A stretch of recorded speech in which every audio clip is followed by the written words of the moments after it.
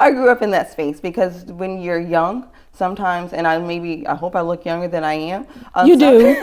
I'm here to say she looks a lot younger. Sometimes people look at you and they think, oh, she's young, inexperienced, and you don't know how to address things. And so you'll get challenges, right? Yeah. And so I learned a lot about all of the things HR, human resources. It's not my profession. It's not my space. But I learned a lot of the things that I needed to do in order to be able to lead. I learned also how to, because I was learning my role, I knew that there were professional development opportunities that I needed. And I also knew like that was true for my team. And so I was a real advocate for my team and being able to have the resources to be able to grow to whatever their greatest potential is. Looking for, just like someone that looked into me and saw, oh, she can be a leader. I tried to look into my team to see like where's opportunity that we've not taken advantage of so that we can give them that space. Spotlights on, the moment's here. Voices of change, rising clear, leading with heart, fearless and bright, purpose and passion, light in the night. From the boardroom to the block, moving mountains, breaking locks with Taji, Charity, we rise. Real talk, real life, real highs. So step in the light while leaders grow. This is Leaders in the Spotlight. Welcome to the show. Welcome to another episode of Leaders in the Spotlight, where we share the highs, lows, and plot twists in leadership. I am Taji Charity, your host. So y'all know how I get excited about my guests, right? Well, today I'm ecstatic because today's guest is my niece who brings heart, strategy, and vision to the world of higher education, Sherika Charity-Junirs. I hope I said that right. I'm getting used to her new last name, okay? Sherika is a powerhouse in financial aid leadership, currently serving as the Director of Financial Aid at Northern Virginia Community College, one of the largest community colleges in the U.S. With 15 years of experience, she's championed access, equity, and student success across Virginia's community college system. Sherika holds a BS in Economics and Sociology from the University of Virginia. Wahoo-wah. Wahoo-ha. Okay, you heard that, right? Wahoo. She earned her MBA in Management from Strayer University and has completed coursework for a Ph.D. in Higher Education Administration.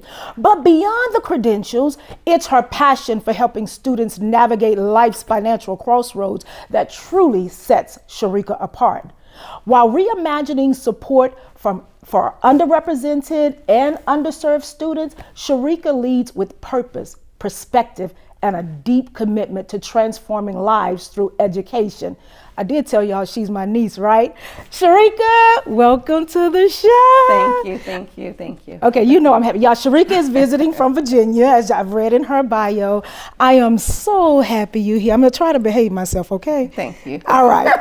So listen, the first thing I like to start out with all of my guests is, when did you realize you were a leader?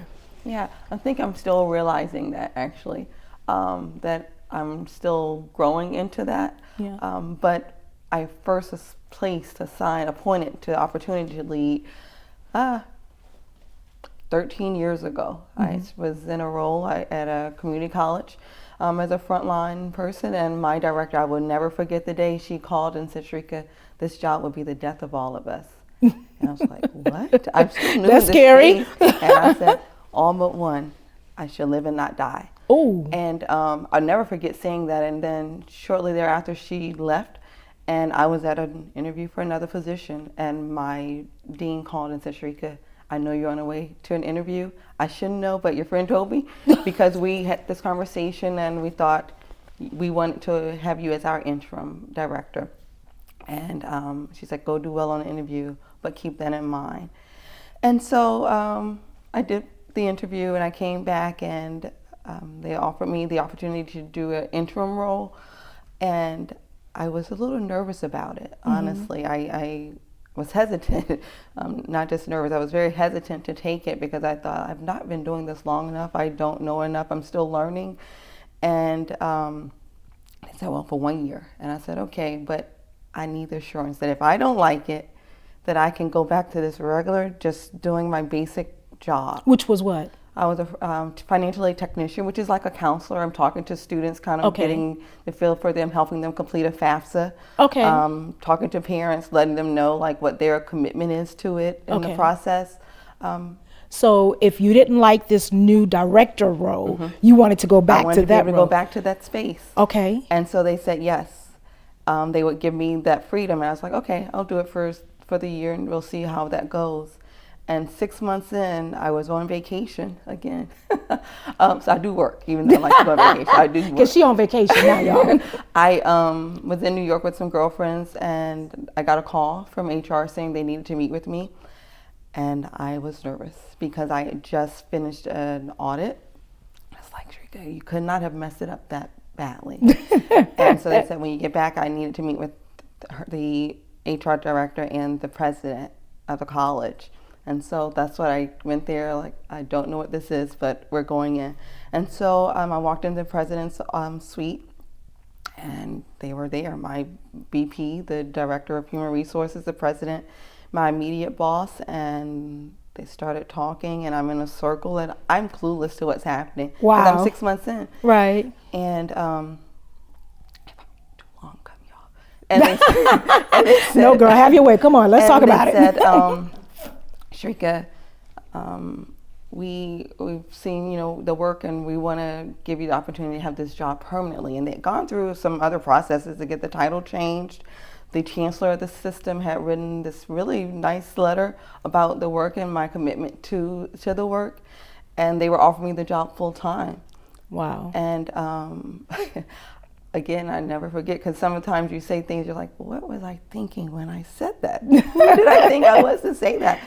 And I was like, okay, thank you so much. And my president says, Dr. Sissy Crowther, she says, Sherika, I had you wrong.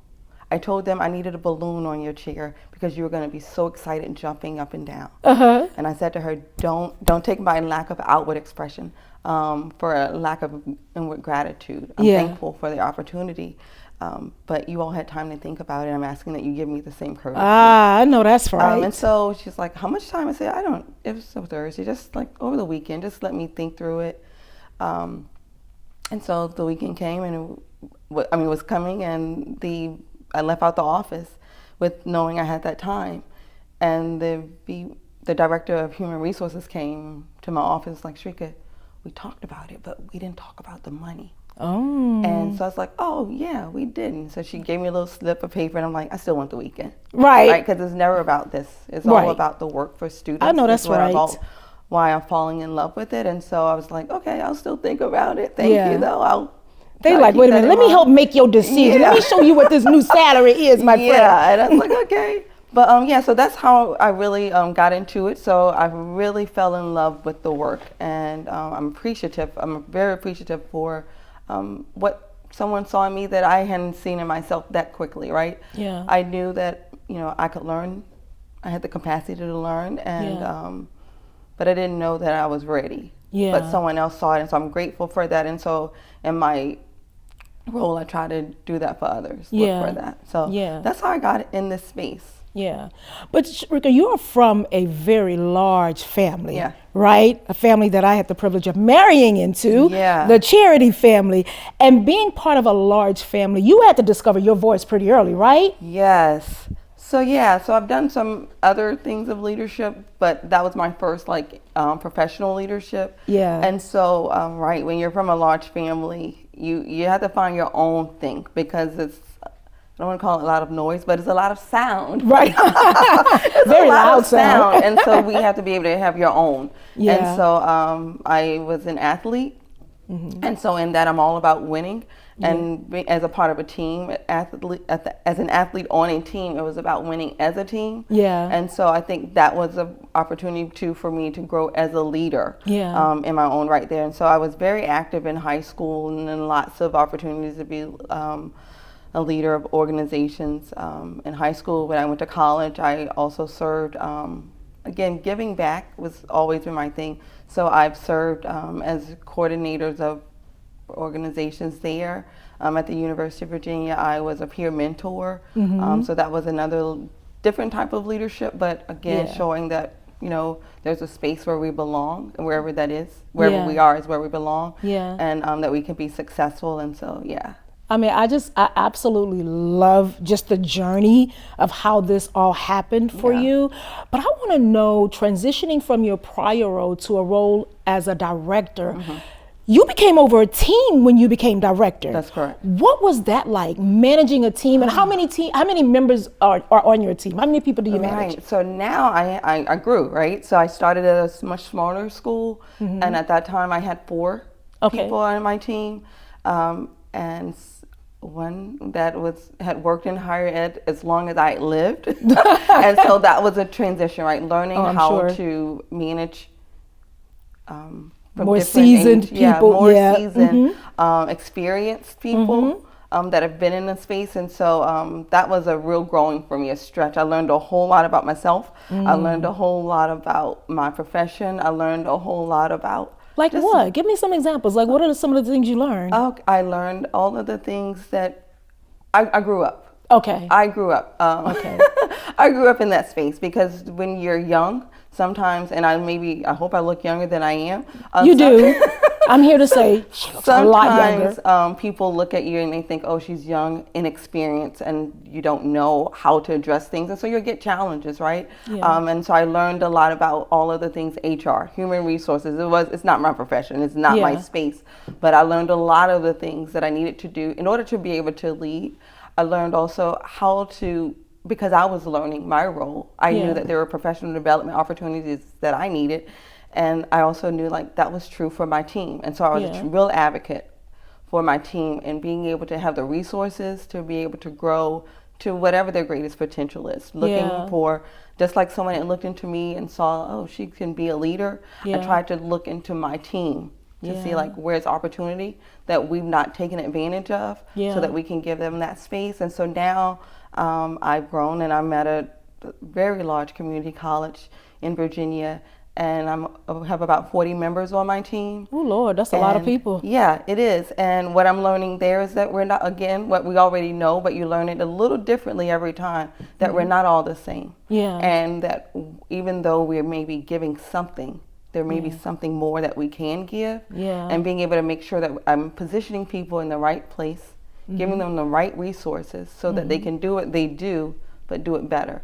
Good. And so then in doing that, our students are served better. Yeah, that's good. Yeah. What is the culture of your team like? It's so I'm the director, and we have 6 campuses.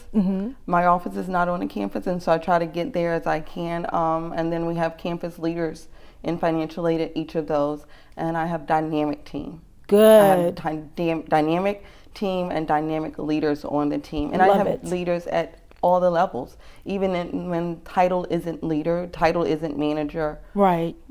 Everyone on the team has a space. I've given that to be able to lead when it's your space, because everybody has a thing that they can contribute and it's theirs. Yeah. Right. And so I let them have the space for that. And so in my leadership style, I try to make sure that I'm open. Good. I tell them, even when my door's closed, it's a door so it can open. I know that's right. Girl. Hold on, let me just sip. I've tried to make sure like that people know that's true. Even if you're not in the same building that I'm in. Like I said, I'm not at the campus. Like we have all this technology. We have Teams, we have Zoom. You have so many technologies that even if you're not here, we can still open the door and have the conversations to be able to make decisions that will help better serve our team, our college, and our students. Yeah. I mean, I love your heart for students, and financial aid is a very hard system to navigate when you don't, because I was the first person on my side of the family to graduate college. And financial aid was just like, oh my God, what am I doing? Like, it was a hard task to navigate. Why financial aid for you? Like, what started you down that path of really having a heart to help, especially underserved and, communities or students from underserved communities navigate the financial aid system? Yeah, I'll just be honest with you. It found me. Okay. Because there's no real path for financial aid, right? There's no major. Yeah, for right. That. And so my parents didn't go to college. I remember when I'm aging myself here a little, there was a paper FAFSA, and that was the option. I filled that out myself. as a young teenager, because my parents were not filling out that FAFSA. I remember filling that out and going to college, really not knowing how it was going to all work, but being a person of this crazy faith as a young person. That's I told y'all she was my niece. Come on, crazy faith. It was going to work. It was going to work. And so I was just like, if I get in, I'm going. And I got in, so I went. And 4 years later, I was finished. And so when I didn't start out in higher ed, I started out in more finance. And there was an opportunity I applied for at a college, but it was not in financial aid. It was more in the business side and what I thought was my space, right? Because that's what my education is. I thought that was my space. And so I did the interview. They called me and said, Miss Charity, we're offered that position to someone else, but we want to have you come back in for just talk with the campus director about this position that we have. I was like, oh yeah, I saw that position, but I don't have the things. I don't have any of that experience. And so anyway, I went back and met with them, and they offered me the job like right there. I was like, oh, wow. This is weird. We're not having the things. I don't have the things. But anyway, I started there, and I was at a for-profit, which they have a purpose, right? And creating access as well. But there was something inside of me was like, oh, if I can do this, then like there's this other group, right, that I can really have, I felt like a greater impact on students at the community college. And I applied for the job at a community college. During my lunch break, I was going to go and have an interview. I told my boss I'm going to go, I'm going to come back. And I did not know the interview was going to be as long as it was. Did you tell your boss you were interviewing? I did. He was aware. He called me Scout. He's like, Scout, because that's what he would say. My initials, SC, and out. That meant I was out of the office. Scout. He says, Scout, there's great. You're going to do better than this. You're going to do much better. And so when I went, I did let him know. And it lasted much longer. And I was like, I told him I'm coming back. I know the day is over. He's probably still there. I told him I'm coming back. So I went back. The day was over, but I kept my word and went back to the office. And I got this opportunity at the community college. And what I thought was going to be a short drive was, it took me an hour to get there. Lord, that's your lunch break time right there. Already. Wow. That was my lunch break already. But when I got the opportunity, I didn't hesitate on whether or not I would take that drive. I took a pay cut for it.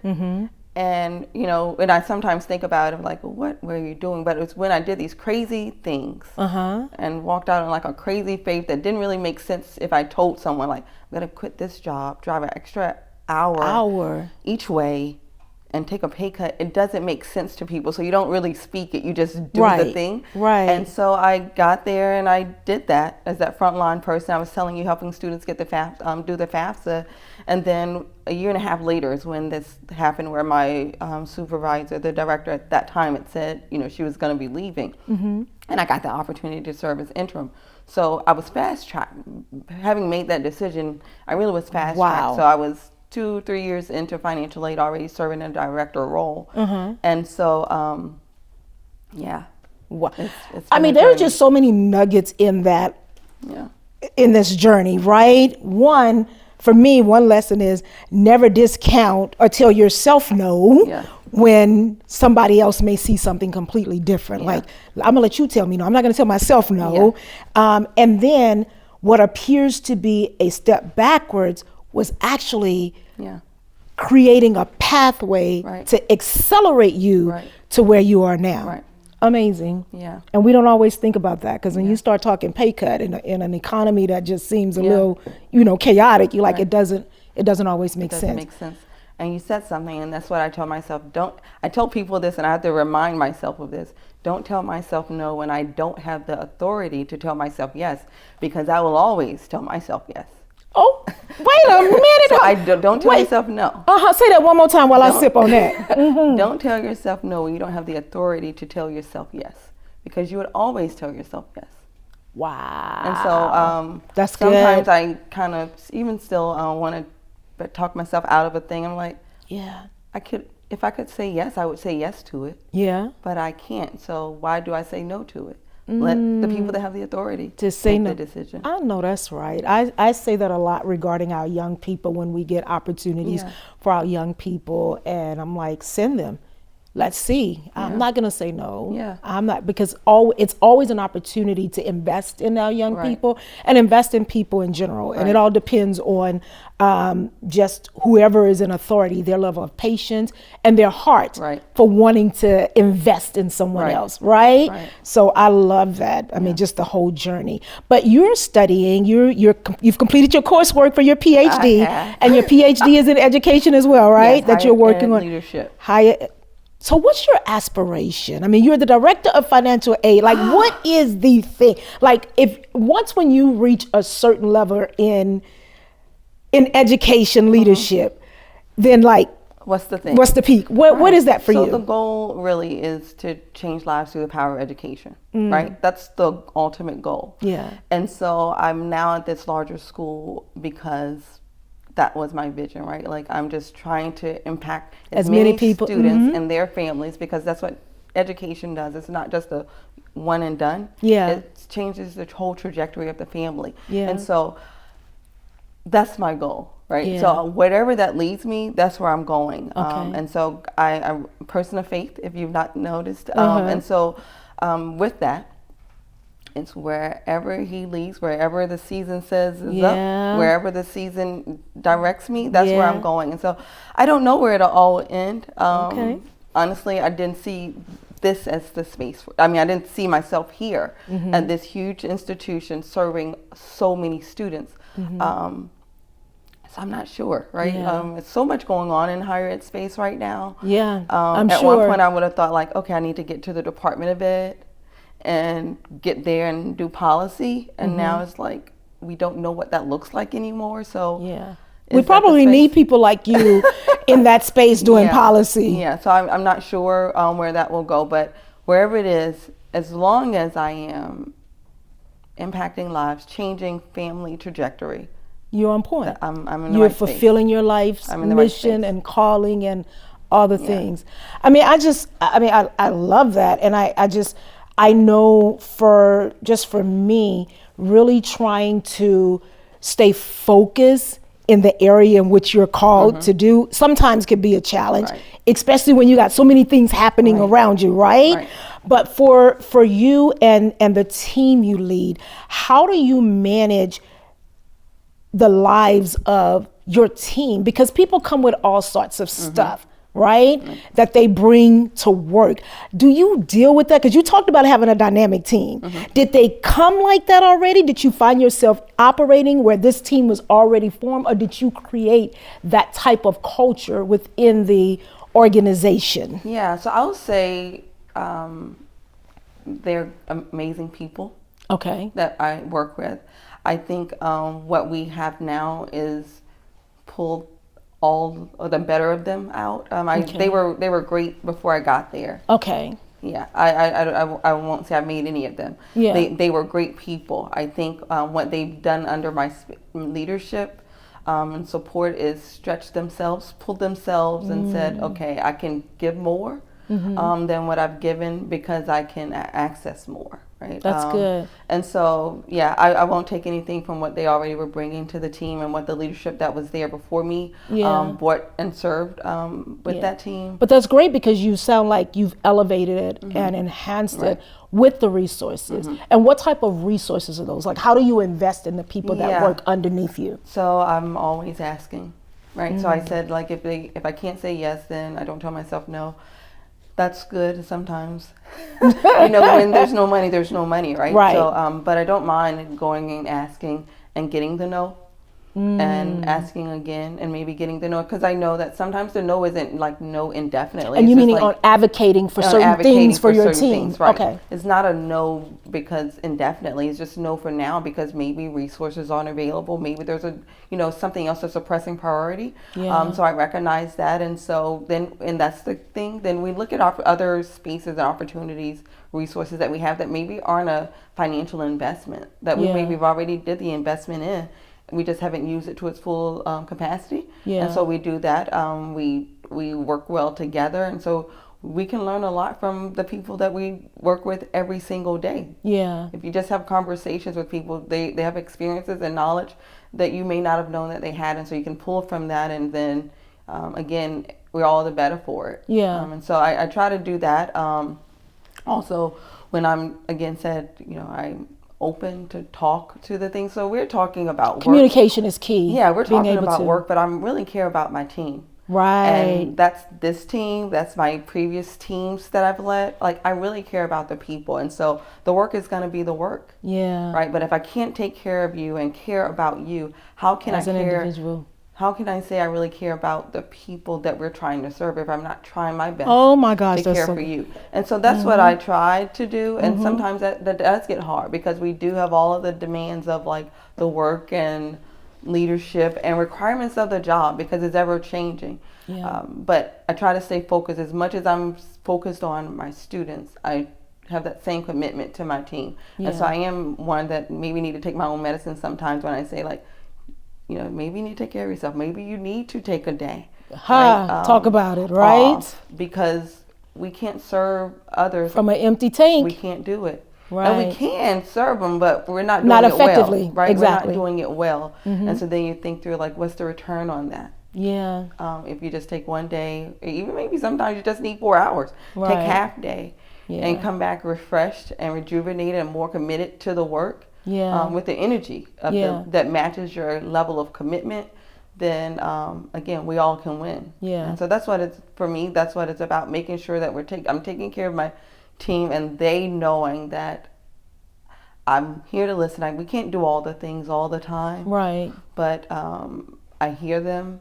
Yeah. And I welcome the perspectives that they bring. Yeah. Because it can only make us better. Good. It can only make us better. That's really good. What do you find to be the most challenging part of leadership? I mean, is it really that, just balancing it all? Like what would you define as the most challenging part for you? For me, the most challenging part, for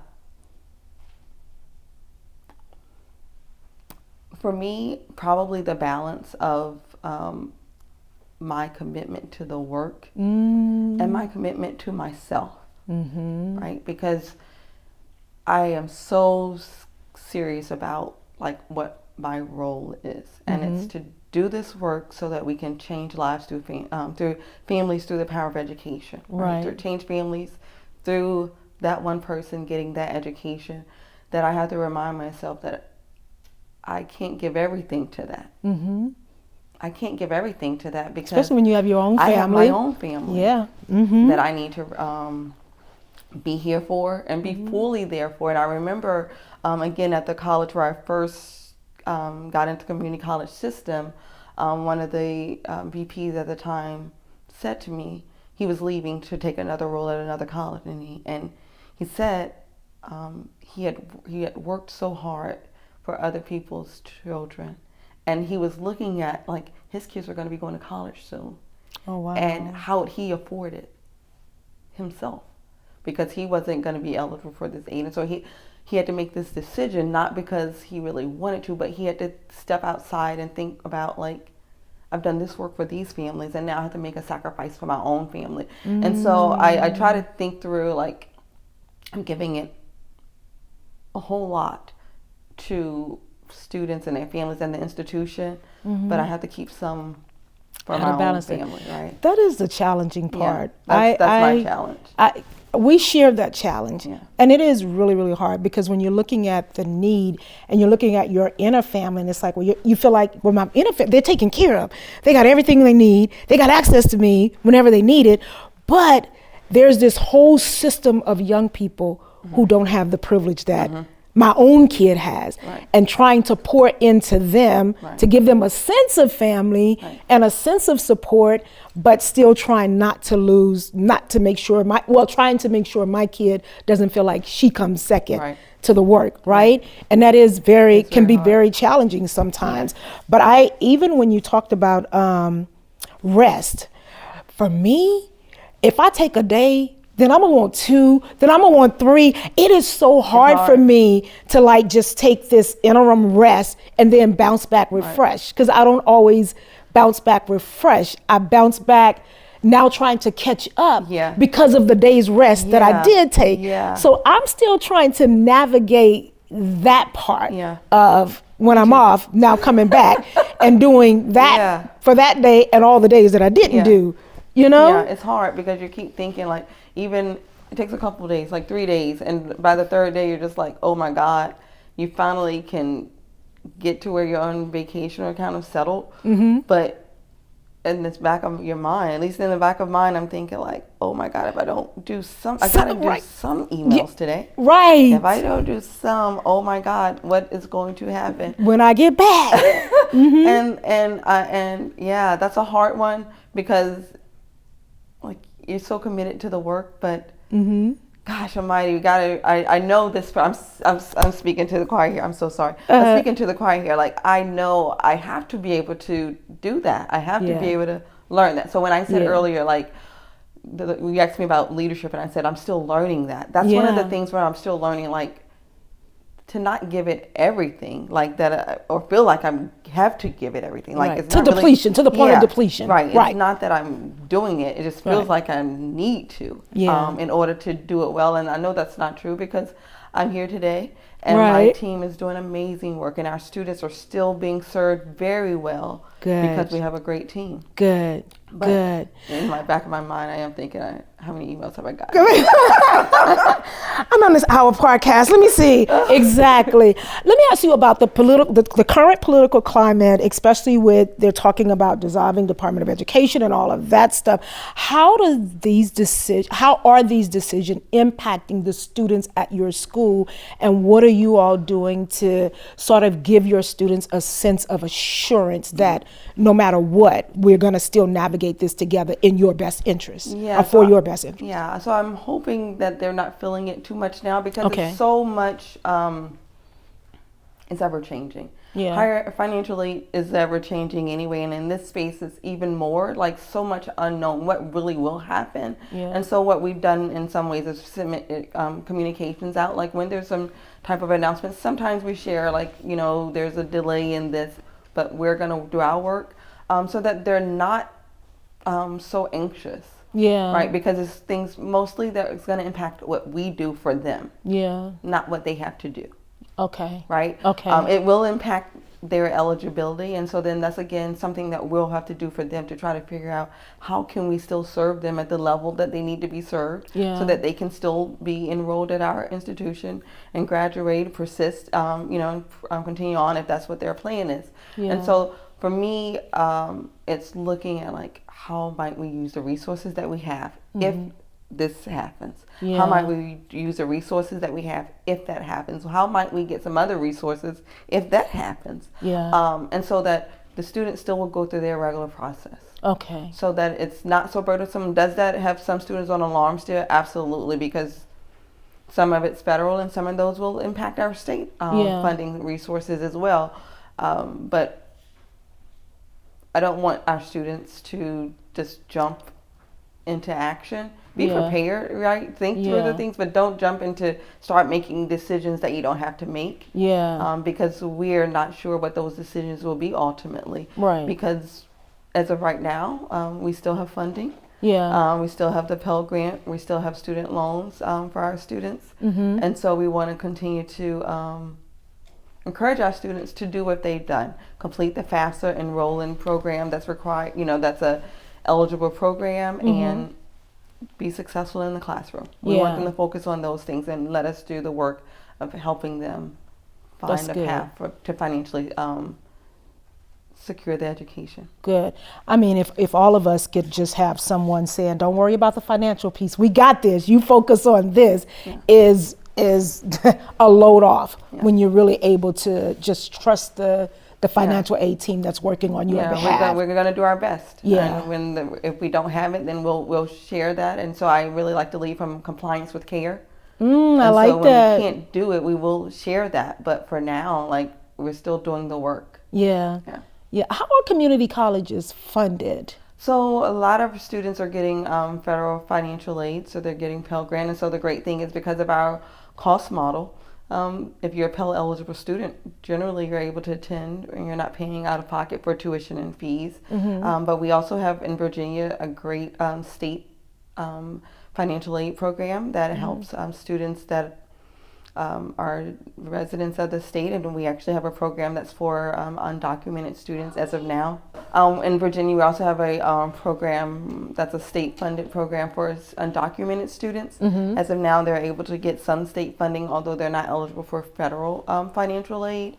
And then we have a great foundation at our institution that helps support students as well, so they're able to get scholarships to help them.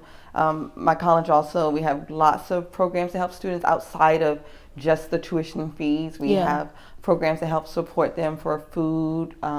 They need assistance with purchasing books and supplies. So there's lots of resources there. And so I encourage students, if you're considering attending school and you're not sure like where to go and where the money is, I think a community college is a good space, a safe space to start, where you can, it's much more affordable. Yeah. That's good. Well, before I wrap this up, I just want to gotta ask two last questions of you. One is, who are some of the leaders you admire? Oh, gosh. So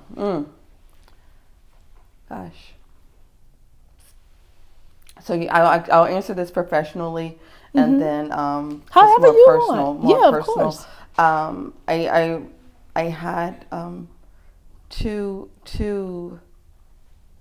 VPs that I really grew up under. I really grew under Dr. Thomas Hollins and Dr. Teresita Sass. Okay. Different leadership styles, different approaches to the work, but their heart was the same as far as commitment to students. And so I pull a little bit from both of them. Okay. To try to do it well for my students and for my team. Yeah. Very different styles. Okay. Very. Okay. Yeah. Totally different, but still the heart was there. The thinking outside of the box was there. Yeah, I like that. And the heart for people, just that's good. That was one. I think personally, I will say this person is I just love her. I just had to, and it's a leader in a way that's not like a professional leadership, right? She's just been a great person, and I've watched her lead a lot of people in her life, and her heart is just so big. And that's my aunt, Evelyn Ellis. She was a leader. That's my sister-in-law, y'all. I just think a lot of her, she was a school teacher, so I didn't like her in that space, I'll be honest. She wasn't the best in that. She was my teacher in 5th grade, and so that was a learning for me. To have your aunt teaching you, right? Yeah, but just the heart that she has in all that she does. I try to bring some of that, and maybe I've learned some of that from her, just to be selfless as a leader. I watched her move from being a teacher to an assistant principal, and how she nurtured her team, the teachers and the staff at the school. It's who she is, even as she's retired. She's still in that space. Sometimes still serving. She has a servant's heart. And she's a leader in it. Yes. Right? Like she's definitely a servant, but she is a leader, and sometimes a little bossy. So I don't want all of the things that she brings. But she's just I remember when I was younger and she was going through a thing, and she said, like, it doesn't matter what the title is, right? Like, it doesn't matter. She'll be the janitor. She was well educated, but she could be the janitor if that's what needed to be done. And so it's that kind of commitment to the work, right? Because that's really still part of the work. That I like to bring my full self and say, like, it doesn't matter. I can do whatever anybody's on my team is doing. I know that's right. If I need to get in there and do it, I can roll up my sleeves and do it. Exactly. So that's good. I love it. So my last question is, how would your team describe you as a leader? What would they say? I think they would say I lead with my heart, that I'm very compassionate, I'm a good listener, and that I'm open to the ideas, and I don't do it with a hammer. I lead without the hammer. Yeah. Well, there you have it, ladies and gentlemen. My niece, Miss Sherika, who leads without the hammer. I hope that you have heard something today that will help you on your leadership journey. And for those of you who are in college, make sure you lean on your financial aid team, because they are there to serve and to help you navigate higher education. So until next time, please remember to do those 3 magical words: like, share, and subscribe. And thank you to our new home, Got One TV, for hosting us as well. So until next time, stay blessed. Bye now.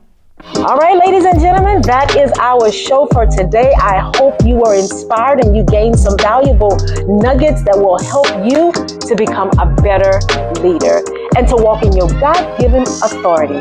Bye until next time.